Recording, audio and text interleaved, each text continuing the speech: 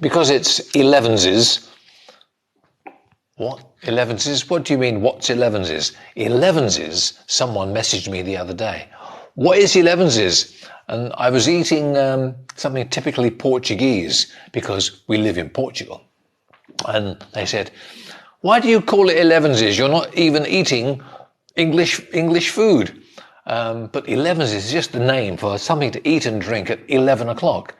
You can eat anything. You could eat fish and chips if you wanted to. You could eat roast beef and Yorkshire pudding. Personally, I wouldn't. At 11 o'clock, I'd have a cup of coffee or maybe a cup of tea and a little biscuit.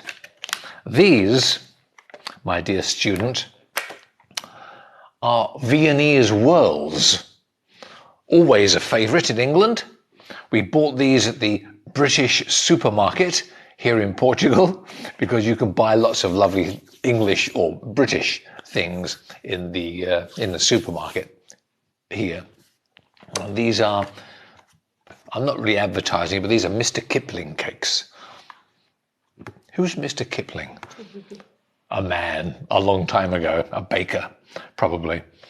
But Viennese whirls, I love them. They are my favourite. So it's a cup of coffee and a Viennese whirl.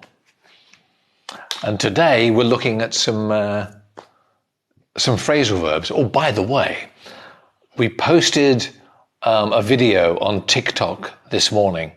It's already got like 1,000 views, I think. It's got quite a lot already. And it's using comparatives, like big, bigger, the biggest. And in English, we often repeat comparatives, like say, your English is getting better and better, meaning it's continuing to improve. So we repeat the comparative.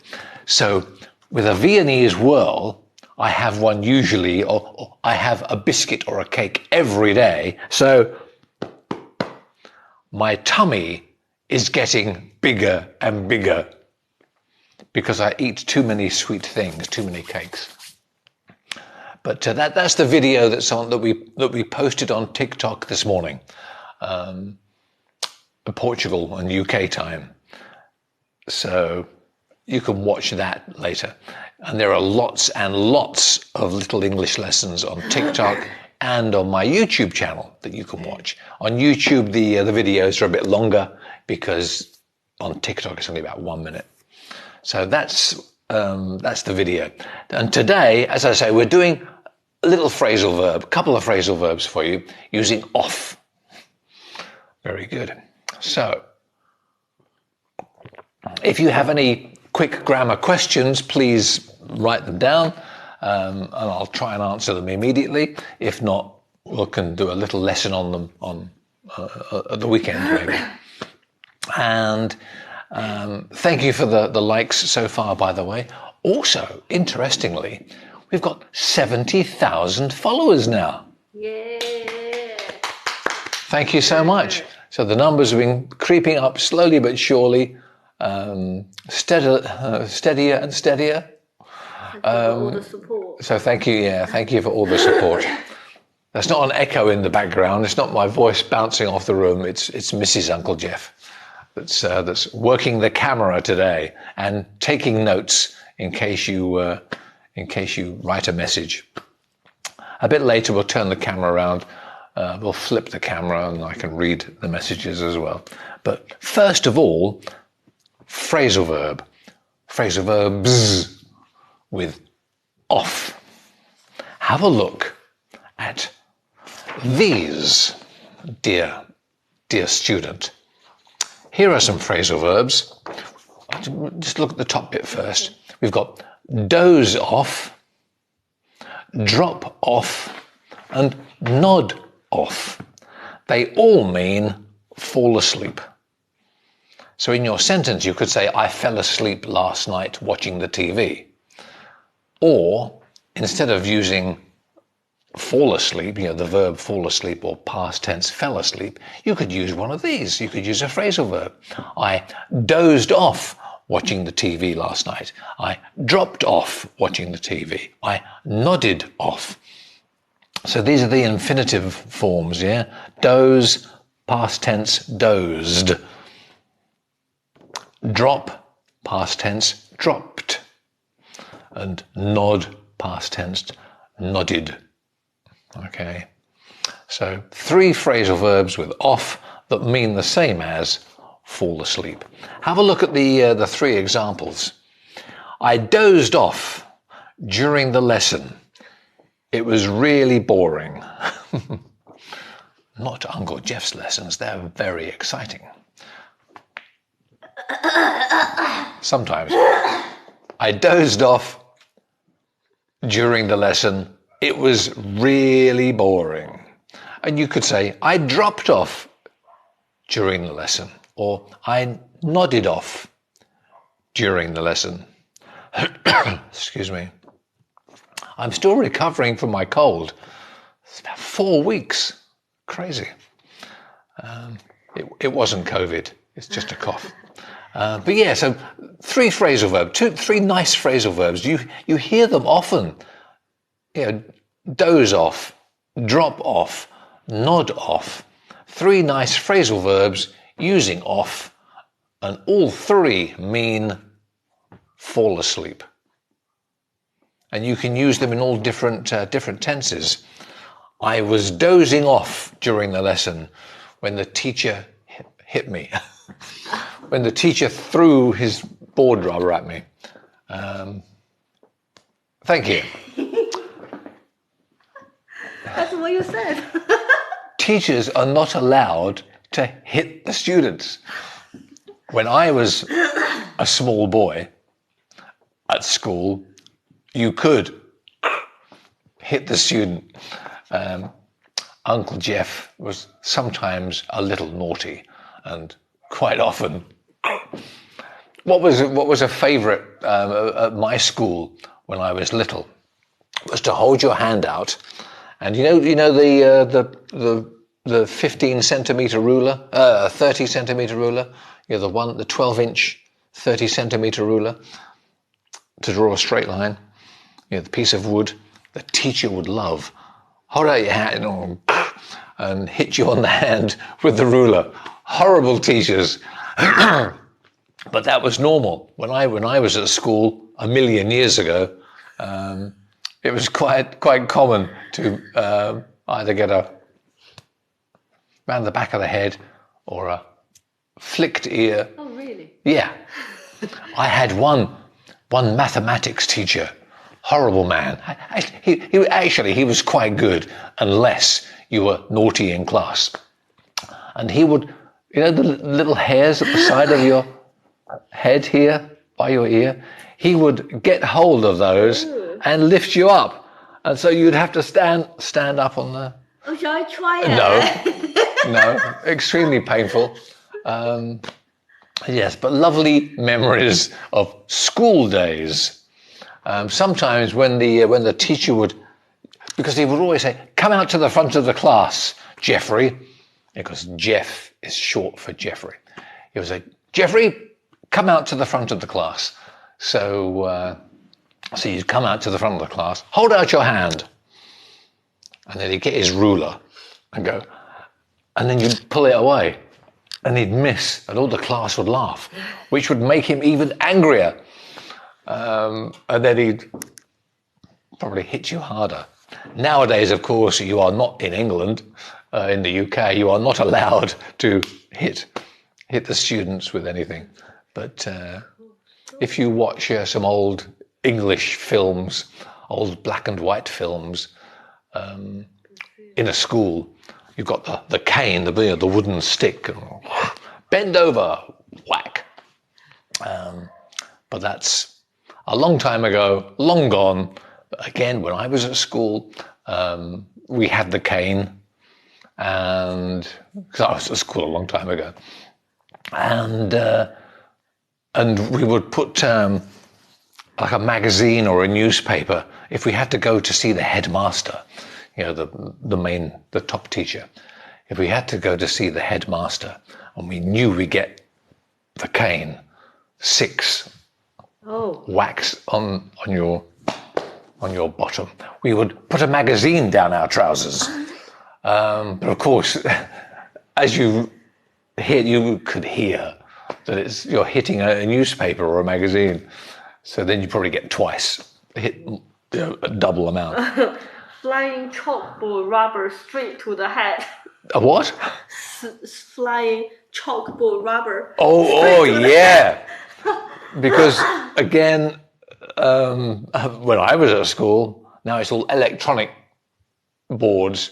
But again, it was always a chalkboard, a blackboard, a big piece of black slate. And you would write with chalk, white chalk on it. And then you'd have a rubber, a piece of wood with a soft material, like a cushiony thing, that you could rub off the chalk.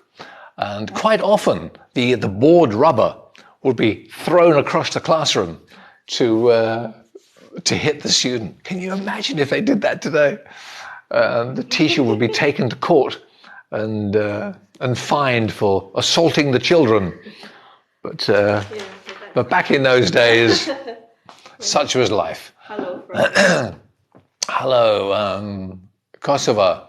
Hello, Italy, and Brazil and Iraq today. Thank you for being there for morning coffee.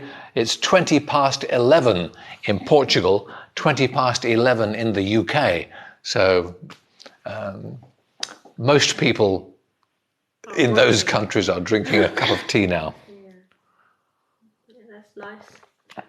Here in Portugal, lots of cafes, because in this part of Portugal, it's full of expats, British, French, German, Irish, Scottish, that have come to live. They've finished living in England, where the weather is quite cold. I mean, it's February, it's quite chilly.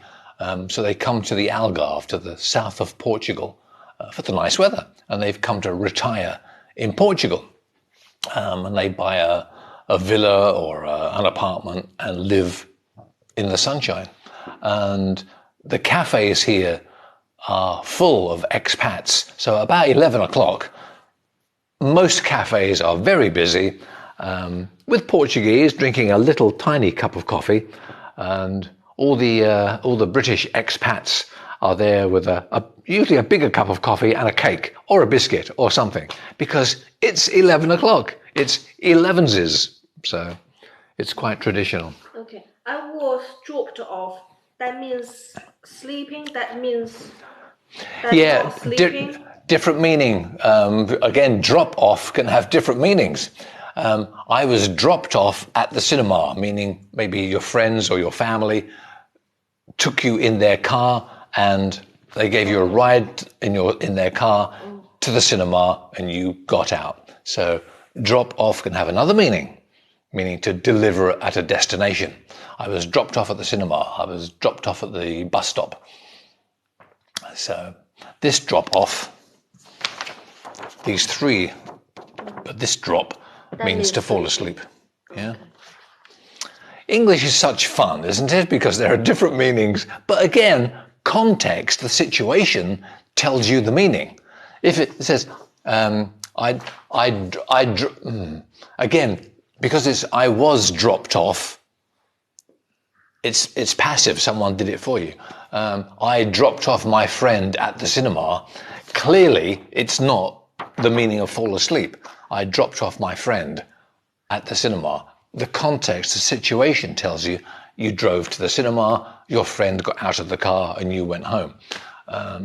This one, I dropped off during the lesson because it was so boring. The situation tells you that you fell asleep.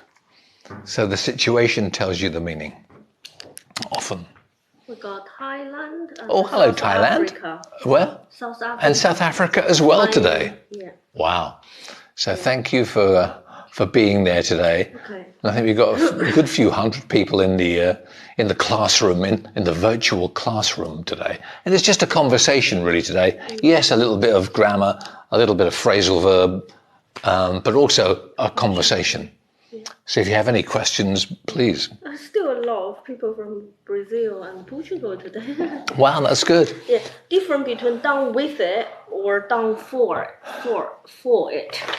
Done with it and... Done for it. Oh, down with it or down for it? Down for it. What do you mean? Give me a sentence with down for it. Yeah, I don't... know the difference. I'm not sure of a meaning with down for it. On its own, in isolation, down for it. Get down with it musically. Give me an example sentence with that inside it, because that doesn't quite make perfect sense to me. Okay, that's all. So please come back with a question, with another. A few hellos from Asia country, Indonesia, Philippines, Thailand. Wow, hello. And Saudi. Hello guys, thank you for joining us for morning coffee and the cake.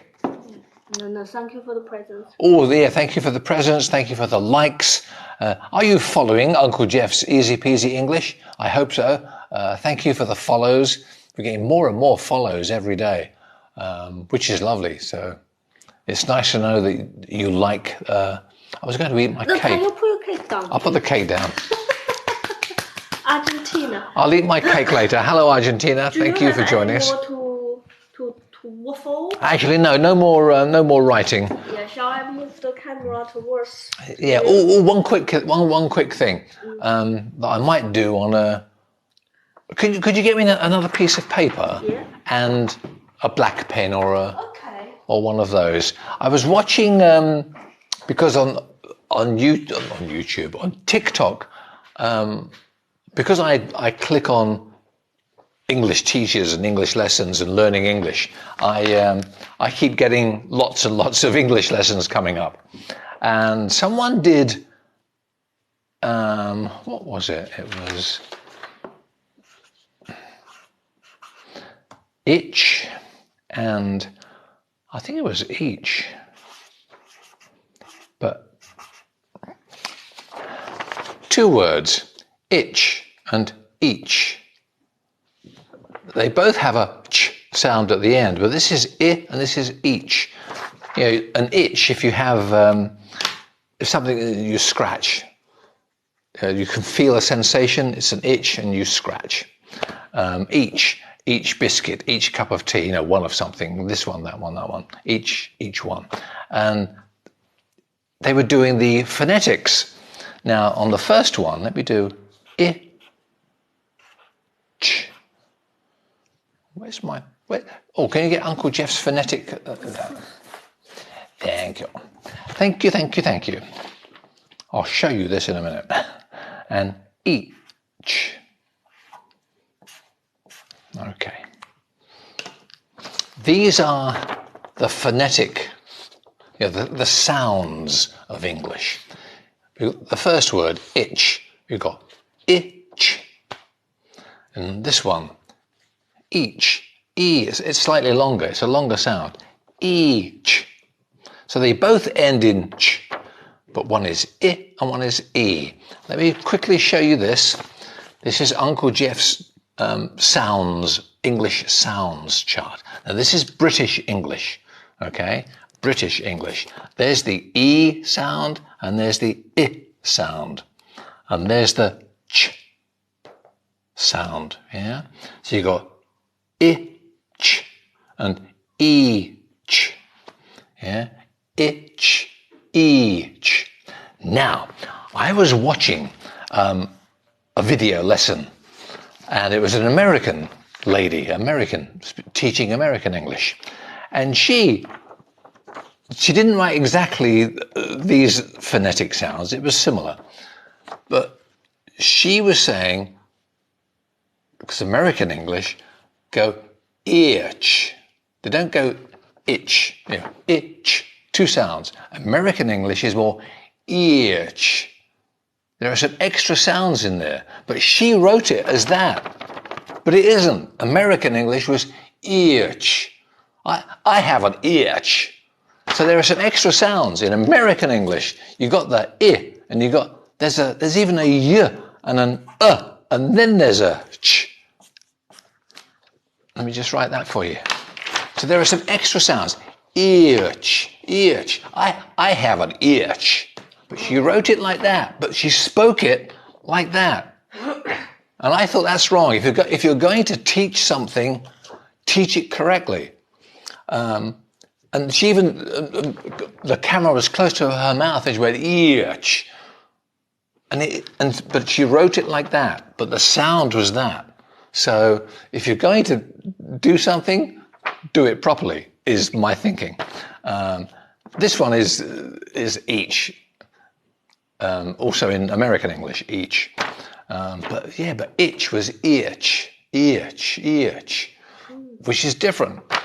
So I just thought I'd tell you that. If you would like a copy of that, by the way, I can send you a copy of the British English sounds. If you would like a copy, please send an email to Uncle Geoff English,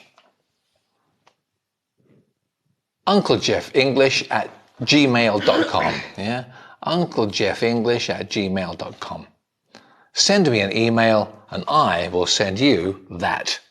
And you can print it out at home and stick it on the wall or stick it wherever. But yeah, the sounds of English. So there we are. Quick thing about it. Hello, Venezuela. Yeah. Hello, thank you for being there with us today. And then that's 2 questions. Which one's Okay. one question, number 2 question. Let me have a look. Let me have a look. A look. That's American. Look. Behave. Oh, sorry. My family works or my family work. Well, we were talking about that the other day.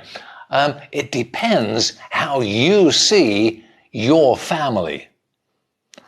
Probably you see each individual member of your family. Mum, dad, brother, sister. My family. So, my family, think of them as a plural number. My family work. Yeah. For me personally, my family work in London, for example.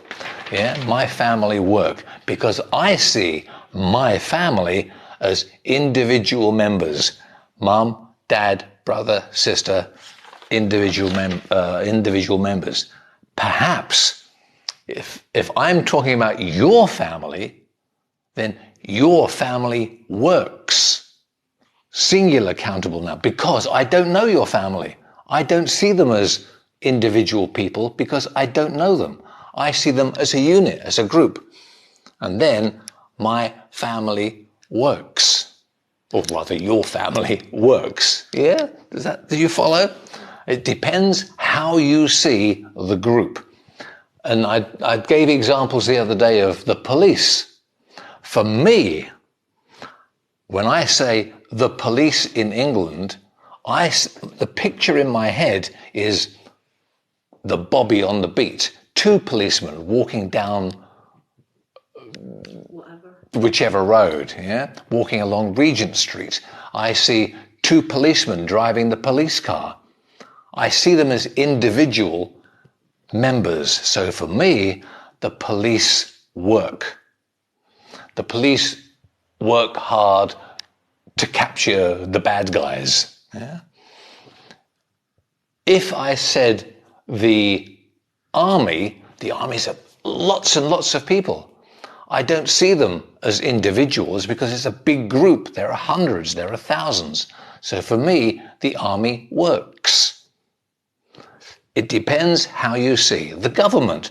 For me, the government is Boris and Liz and Dominic. I see each individual member of the British government. So for me, the government work on policy.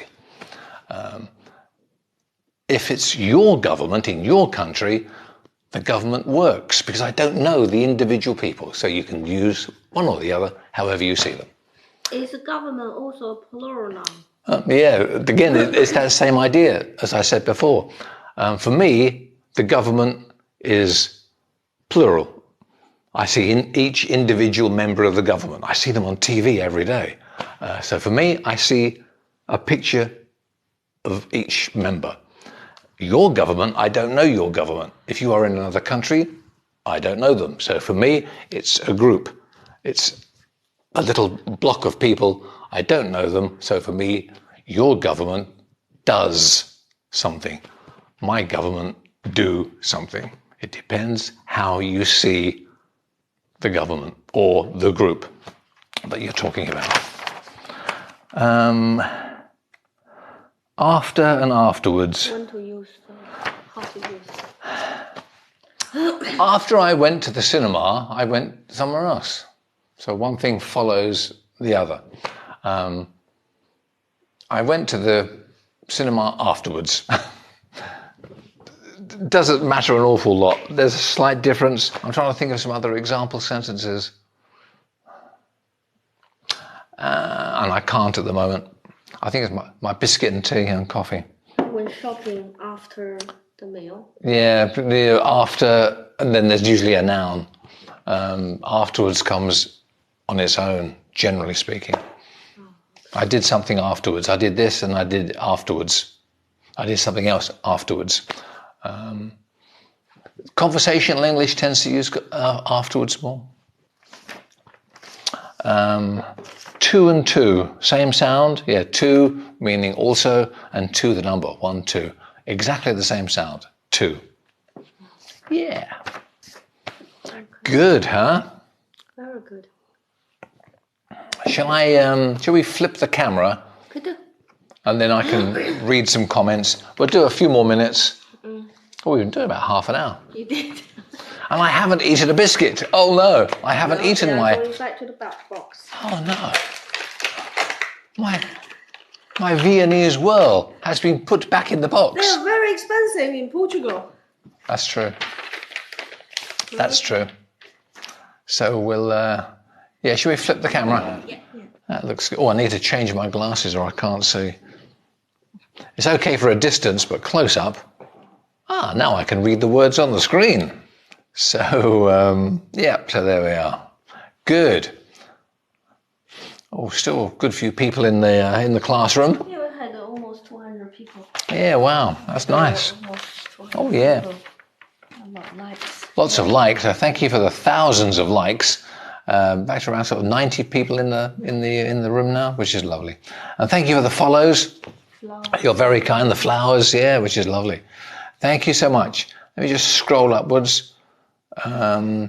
Uncle Geoff, hello, where are you from? I'm from England. I'm from London. I was born in London 100 years ago, 110 years ago. And but now I live in Portugal because the weather is nicer. But I'm from England. You're a good teacher. Thank you. Thank you. I know. You're very kind. Thank you so much. Thank you for the happy faces. Hello, Philippine student, which is lovely. So lots of follows, which is nice. Yeah, thank you. Thank you for the follows. And if you follow Uncle Geoff English, then you get a little message at the top of your screen saying, Uncle Geoff is live, or Uncle Geoff has posted a new video. And I'll be doing What day is today? Today is Tuesday. Today is Pancake Day in England. Now, everywhere else around the world, you've got carnival or fasching or exciting times, parties, all kinds of things, a few days of celebration. England, or the UK, has Pancake Day. Oh, that looks like a lime. It's actually a lemon. It's not quite ripe, but outside our house there is a lemon tree. And so we're going to cut this open tonight because in England, we have Pancake Day. The reason being you tend to use up the flour and the milk and some eggs in your kitchen, cook them up, and then eat them at the end of the period or a period before Easter. Does that make sense to you? It's a religious festival, isn't it? Carnival and everything else. So we don't have parties. We just have pancakes, and we love pancakes. The traditional British pancake on Pancake Day is to cook the pancake and then have lemon juice and sugar sprinkled on, and you roll it up and then eat it. Now, of course, it's Nutella, it's maple syrup, you put all honey, you put all kinds of things on pancakes now. But again, when I was a little boy, and my mum was cooking pancakes on Pancake Day, it was just lemon juice and sugar. That was it. It's got a nice lemon smell. Yeah. Ooh. So we're going to have the traditional. Well, it looks the outer look is like a common guava in the Philippines. Yeah, actually, that is an enormous lemon. And as I say, it's on the tree outside. It was on the tree a few days ago. I picked it, and it's usually lemons are much half that size, much smaller. So it's quite good. But yeah, again, in England or the UK, years ago, when I was little, when I was a small boy, they used to have pancake races. So lots of women, lots of mums would, in different towns, it even looks green. Yeah. Oh, that is such a strong. Oh, wow. I wish this was smelly vision. And you could smell this, but this is, oh wow, that is strong lemon. Oh, and tonight I'll be squeezing some on my pancakes with sugar. I'll also have a Nutella and some maple syrup, but these are traditional British and my favourite. Oh yeah, so mums would have a race in different towns or villages in England on Pancake Day. Today, Shrove Tuesday is the name we give it in the UK. Shrove Tuesday. And mums, each little town square, mums would have a race, and you would have your frying pan, and your pancake in the frying pan. And as you were running along the road, you would be tossing so it would flip up and land back in the thing. And you'll be running and tossing your pancake. And if you dropped it on the floor, you had to stop and put it back in the pan. You wouldn't eat it afterwards because it'd be all dirty and horrible. But it was very traditional. And if you look online and put in Pancake Day races or something, you'll see lots of old pictures of mums in England doing a race and flipping pancakes as they run.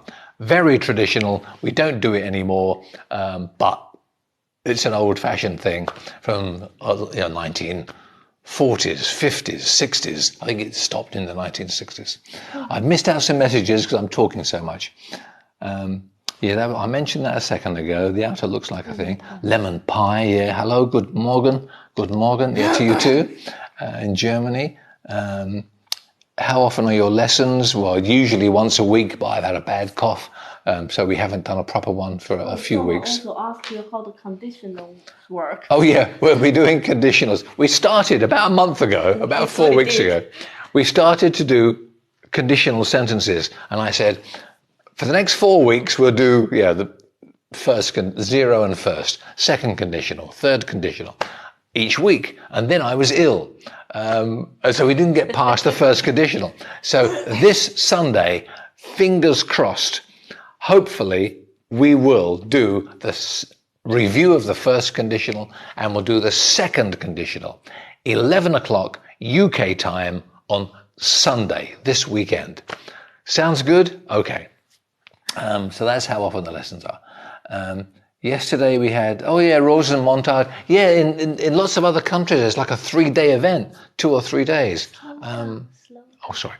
You have the Monday, you have the Tuesday, you have the Wednesday. What do they call it in German? Aschermittwoch, I think. So you have, 3 days of carnival or celebration. In England, we have Tuesday. I want to try that for you. Do not try the mathematics teacher. Ask, did you have hair? Cheek. I did have it when I was little. I had lots of really curly hair. Can you believe it? No, it's true though. I did. I just wanted to try. Leave my hair alone. The rest of the world has like 3 days of celebration. The UK has 1 day, Shrove Tuesday, Pancake Day. That's it. We do other things on some other days, but not so big. Any other languages that you speak? I speak some German, a couple of words in French, a couple of words in Italian, a couple of words in Portuguese. That's about it, really. A couple of words in Chinese. That's about it. But my English is fantastic. I love lemon, says a person there. It's difficult to see the name, actually, but never mind. Oh, wow. Indeed. Love lemon. Yeah, lemon's lovely, isn't it? I mean, sometimes the flavour is really strong. And these, wow. The smell is just... Ooh. Unreal. Straight from the tree. The ones from England. Yeah, sometimes the lemons in England, okay, the flavour is okay, and probably the lemons were picked, weeks before. This is straight off the tree. Hello, Uncle. Sweet love from Nepal. Thank you. I learned to do it. What? Don't know. To do this? Oh, there. Nah. Hello from Brazil. Hiya. Thank you for being there. Hi, Thailand. Hello. I'm trying to just... Do you speak Polish? I haven't relocated to Poland. I've relocated to Portugal. Poland? No, Portugal. I'm in Portugal. Maybe I spoke too quickly. Yeah. Break a leg? No. Am I an actor on stage? No. Thank you for the follow. Something in Chinese? I said that when you were young, you must be quite handsome. Still handsome. I'm still handsome. But I was very handsome. Maybe one day I'll try. Which part is that? I don't know. That part. I'll show you. Maybe one day I'll show you a picture when I was about 3 years old. Lots of hair, no wrinkles, very handsome. UK this week. Asher Mittwoch. Yeah, my German is fantastic. I know what goes on. So leave the hair alone. Thank you. Where are you from? England. I am from England. I was born in London. What about Spain? Oh yeah, a few words in Spanish. I also know a few words in Spanish. I love Julio Iglesias. I've got lots of his records. Why? I don't know. But very romantic. And his son, Enrique, he sings mostly in English, or the songs I've got, and he's really good too. So yeah, Julio Iglesias. Wow. The weekend. Yeah. Do you understand Spanish? Un poquito. I think that's Spanish. I think you did, because the first time we were driving down here, and we don't know how to use the petrol thing, and then that person spoke to you with Spanish. You kind of understood. Oh yeah, she was helping you which one to use. Oh yeah. The first journey to Portugal, we drove in our car. Cats in the back, luggage. We took 2 days, 3 days to drive from England down to Portugal, and we stopped in Spain to get some petrol. And I thought, how do you work this petrol machine? And then somebody helped us and spoke in Spanish, but we understood more. Yeah, very, very helpful. So yes, I like Spain. I've got lots of friends in Spain, which is nice. So hello, hi from it might be Thailand with a spelling mistake. Yeah. Do you speak Arabic? Sadly, no. Mostly it's just European languages. Again, it comes down, I guess, to when you go to school. And in schools in England, you learn French. You can also learn German and other European languages. it's expanded more now. But again, when I was at school a million years ago, we only learnt French. French was the only possibility. Someone needs to go. Bye-bye. Maybe you've gone already, but thank you for being there. Are you trying the lemon? Oh, that's a good idea. I should lick it. Squeeze a little bit. Squeeze it a bit? Yeah. Yeah, that's it. That's enough. And then it leaks the top.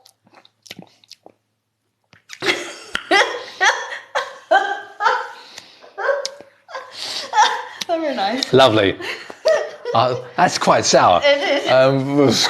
We'll squeeze it on the pancakes tonight, and some sprinkle of sugar. Wonderful. I'm from Ukraine. Hello, keep safe. Nicaragua. Hello. Needs to cook dinner. That person's got to go. Yeah, have a nice dinner. Yeah. If you're still there, enjoy your dinner. Guten Appetit. Is that the German lady? I can't remember now. No. But enjoy your dinner. Hello from Thailand. Thank you for the roses and everything. I'm just flicking through some things. Who? Oh yeah, hello Brazil. Smiley faces. Yes, it's lemon. Oh, I think we're at the end of our list. Yeah. So yes, lemons, lovely. Yeah. We love the lemon. You need to find your maple syrup. And maple syrup, Nutella, honey, sugar, lemon and sugar. The best traditional. So minimum, you're gonna have 4 pancakes. Yeah, minimum 4 pancakes. One with Nutella, one with. So that's the plan for later. I follow you today. Thank you. Yeah. You speak really clear. Yeah, thank you. Hello from Israel. Oh, Israel as well today. Oh. Thank you. Just had breakfast here in Brazil. Yeah. Wonderful. What did you have for breakfast? Pancakes. Pancakes for breakfast. It's an American pancakes that big with a lot of. American pancakes usually quite thick, aren't they? I think they use like baking soda or self-raising flour or something to make them a bit thicker, and they're usually only about sort of that big, aren't they? They're not like the size of a small plate. Okay. And then you have like 100 of them stacked up, covered in maple syrup. English pancakes are much, much thinner, and usually the size of the frying pan. So if you have a big frying pan, then it's the size of the frying pan. Sometimes you can toss them and hopefully it'll fly up in the air, turn and land back in the thing. Sometimes if you do it too hard, it sticks to the ceiling, or you miss it and it lands on the floor, or it could land on your head. Who knows? But it's traditional to toss the pancake. Hope you enjoyed your breakfast in Brazil. Hello from Saudi Arabia. Thank you for joining us today. Israel again. Yeah, lovely. Isn't this time? It's today, isn't it? Yeah. It's Brazil flags again, I think, isn't it? That I don't recognise. Sometimes the little flags are so small you don't recognise them. Oh, strawberry. Oh, strawberries with Nutella. Oh, maybe we should. That's how we should have bought some strawberries. If we go out later. See, because nowadays people put all kinds of things on their pancakes. Personally, I still, even though I like all the other ones, I still prefer lemon juice and sugar because that's what I grew up with as a small boy. That's what my mum did. Hi, Saudi Arabia. And Iraq today. Oh, some lemons, I think. Isn't the green one called lime? Well, normally, yes. These, I think, there is some yellow on there. I don't think these are quite ripe. But I think we've got Oh yeah. Here's another one we picked the other day. So that one's yellow, and you think, oh yeah, look, it's a lemon. And then you turn it around, oh, it's a lime. Oh, it's a lemon. It's a lime. So it depends. But, yeah. But we'll be cutting some open tonight, squeezing the juice onto the pancakes, sprinkle some sugar, and then maybe later have a slice in a gin and tonic. Who knows? Who knows? Yeah, I lived in Switzerland for a while. I was teaching English at a school in Switzerland way back, and out in the street there was a nice little, like a little mobile cooking thing, and a man was cooking pancakes on a very hot plate, and he'd pour the batter, the liquid, onto the hot plate, get a little wooden thing and scrape it around so it's very, very thin, and then you could have savoury pancakes. He'd put some meat in it or something savoury, or you could have a sweet one, and then he'd put that on as it's cooking, then he'd put that in, then he'd fold it over, and then fold it again, and then you take it away and eat it. It used to cost about, I don't know, 2 Swiss francs or something, 2.5, 2.50 maybe. It's a long time ago. But yeah, that kind of street food is quite nice. Please explain where are and where is. Well, are is for something plural. Where are the lemons? They are here. 2, more than 1. Where are the lemons? Where is the lemon? Here it is, just 1. So where is, singular. Where are, plural. Good, huh? Yes, Uncle Geoff. Hello, Argentina. Yeah, lemon, lime. Yep. Yeah. So, yeah, good. I think we've caught up with all our little messages now. We've been talking for nearly an hour, so I think it must be very soon time to stop, have some lunch. My coffee is almost cold. Yeah, so a couple of things. Thank you for the likes. Thank you for the follows. So thank you for being there. Thank you for the comments. Thank you for taking the time. And we'll see you next time on Uncle Geoff's Easy-Peasy English, Sunday morning, 11:30 a.m. UK time. And follow, and you'll get a little message at the top of your screen. Thanks ever so much. Bye-bye for now. Have a good afternoon. Bye-bye for now.